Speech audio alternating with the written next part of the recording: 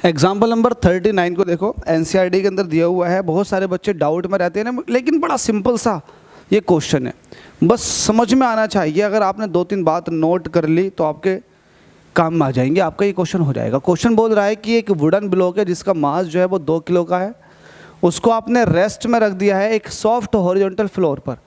जिस फ्लोर पर रखा है वो एक सॉफ्ट है, जैसे कि आप कह सकते हैं कि आपने गद्दे के ऊपर रख दिया 2 किलो का वजन, ठीक है। तो अब wooden block of mass 2 kilogram rest on a soft horizontal floor. तो लेट अस सपोज कि ये आपके पास एक 2 किलोग्राम का वजन था, आपने इसको एक फ्लोर पर रख दिया, 2 किलो का है ये, तो जाहिर सी बात है इस पर ग्रेविटेशनल फोर्स नीचे को लग रही होगी। अब जी की वैल्यू को यहाँ पर 10 लिया गया है, तो अगर मैं किलोग्राम में 10 की मल्टीप्लाई कर दूँ तो आपको पता है ना, फोर्स जो होता है ग्रेविटेशनल वो mg होता है। तो मास में जी की मल्टीप्लाई कर दो, मास 2 किलोग्राम का, जी क्या है 10, तो ये हो जाएगा 20 न्यूटन का। तो इस पर 20 न्यूटन का ग्रेविटेशनल फोर्स लग रहा होगा। आपसे कह रहा आगे, when an iron cylinder of mass 25 kilogram is placed on the top of the block. ओ हो, आपसे कह रहा दूसरे फिगर में कि अगर आप इस ब्लॉक के ऊपर एक सिलेंडर रख दोगे और इस सिलेंडर का जो मास है वो 25 किलो का है, the floor yields steadily and block and the cylinder together go down with an acceleration of 0.1 metre पर सेकेंड स्क्वायर। जैसे ही आप इस ब्लॉक के ऊपर सिलेंडर को रखते हैं, 25 किलो का सिलेंडर है, 2 किलो का ये ब्लॉक है, जब 25 किलो की चीज़ 2 किलो के ऊपर रखी जाएगी तो जिस फ्लोर पर आपने रखा था वो सॉफ्ट था और वो नीचे को बैठना शुरू कर देगा, वजन की वजह से दबना शुरू कर देगा। किस एक्सीलरेशन से दबेगा? 0.1 मीटर पर सेकेंड स्क्वायर के।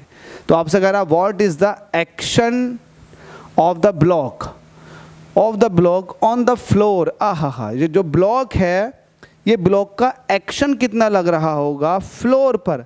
कब कब? 2 कंडीशनें दे रखी हैं, बिफोर मतलब पहले, एंड दूसरा है आफ्टर, बाद में फ्लोर यील्ड्स।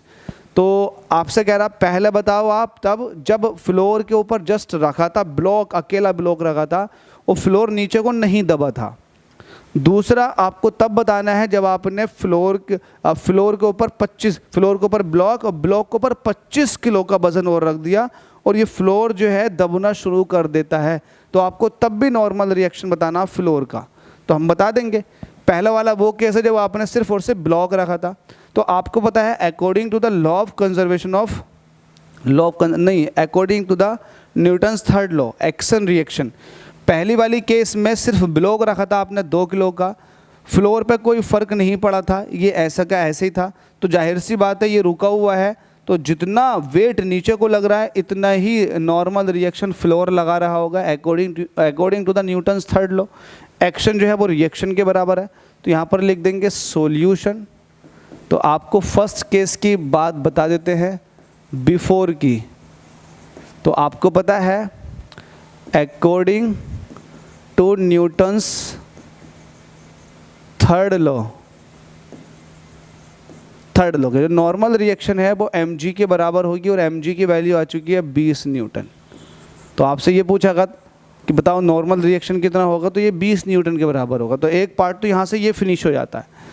अच्छा, बी पार्ट क्या कह रहा है? बी पार्ट में ये कह रहा है कि आपने जैसे ही इसके ऊपर एक सिलेंडर को रखा 25 किलो के, तो फ्लोर बैठना शुरू कर देगा। मुझे एक बात बताओ, फ्लोर बैठेगा अच्छी बात है, लेकिन पहले ये बताओ कि ये पूरा सिस्टम कितना नीचे को फोर्स लगा रहा होगा। तो पूरे सिस्टम का मास देख लो, पूरे सिस्टम का मास है 25 किलो, 25 + 2 27 किलोग्राम। तो 27 की 10 से मल्टीप्लाई कर दो तो 270 न्यूटन का फोर्स लगा रहा होगा ये सिस्टम नीचे। अब जाहिर सी बात है नॉर्मल रिएक्शन 270 न्यूटन की नहीं मिल रही फ्लोर के थ्रू।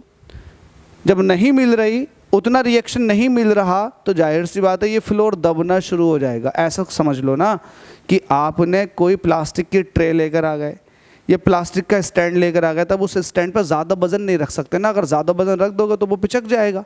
तो वैसे केस हो रहा है कि फ्लोर जो था वो 2 किलोग्राम के वजन से तो कुछ नहीं हुआ, लेकिन आपने जैसे ही 25 किलोग्राम का सिलेंडर उस ब्लॉक के ऊपर रख दिया तो पूरा सिस्टम दबना शुरू हो जाएगा। जब दबेगा तो जाहिर सी बात है किसी न किसी एक्सेलरेशन से नीचे को जाएगा, तो उस एक्सेलरेशन की वैल्यू दे रखी है आपको 0.1 मीटर पर सेकंड स्क्वायर। तो आप पहले ये देख लो ना कि नीचे को फोर्स कितना लग रहा है, 270 न्यूटन। नॉर्मल रिएक्शन नहीं मिल पा रही फ्लोर के थ्रू इतनी, जिसको आप आर डैश करो, नॉर्मल रिएक्शन नहीं मिल रही, दैट्स वाई ये नीचे को जा रहा है। तो नीचे को जो जा रहा है वो एफ फोर्स से जा रहा है। तो ये एफ फोर्स कैसे निकालोगे, आप कह दोगे बाय इक्विलिब्रियम ऑफ फोर्सेस। अगर मैं फोर्सेस के इक्विलिब्रियम की बात करूं या फोर्सेस के हिसाब से बात करूं तो जो एफ फोर्स है ये नेट फोर्स है। एफ जो है ये एक तरह का नेट फोर्स है। वो कब निकला है, जब 270 न्यूटन का फोर्स नीचे को लग रहा था, नॉर्मल रिएक्शन ऊपर को लग रही थी। तो नॉर्मल रिएक्शन नीचे वाले फोर्स में से नॉर्मल रिएक्शन को माइनस किया तो नीचे वाला फोर्स ज़्यादा था, तो उसके इन्फ्लुएंस में पूरा का पूरा सिस्टम नीचे को जा रहा। तो नेट फोर्स इसका मतलब नीचे को ही आएगा। बस सही है। नेट फोर्स क्या हो जाएगा, मास इंटू एक्सीलरेशन। और मास कितना है, 27 है। देख लो पूरे सिस्टम का मास कितना, 27 है। और कितने एक्सीलरेशन से जा रहा है, 0.1 के। बहुत अच्छे। 270 ऐसे रह जाएगा माइनस के आर डैश। आर डैश निकालना तो आर डैश को इधर को भेज दो। 270 ये वैल्यू उधर माइनस में चली जाएगी, कितनी, 2.7। तो 270 में से 2.7 को माइनस कर दो तो 10 में से 7 निकाले 3 बचे, 9 में से 2 निकाले 7 बचे, ये 6 ऐसे रह जाएगा। ये आ जाएगी वैल्यू आर डैश की 267.3 न्यूटन की। होप सो ये भी क्लियर हो गई और आपने वो भी क्लियर कर लिया। तो इसी तरह से आपको सारे क्वेश्चन क्लियर करा दूंगा। प्लेलिस्ट के अंदर सारे क्वेश्चन है। लॉज ऑफ मोशन 11th का सॉल्व करवा रहा हूँ, ऐसा दौराड़ा बुक है, हालांकि एनसीईआरटी का क्वेश्चन है। तो लगाते चले जाएं मेरे साथ साथ, अपनी प्रिपरेशन को कर लें बहुत strong. Thank you so much.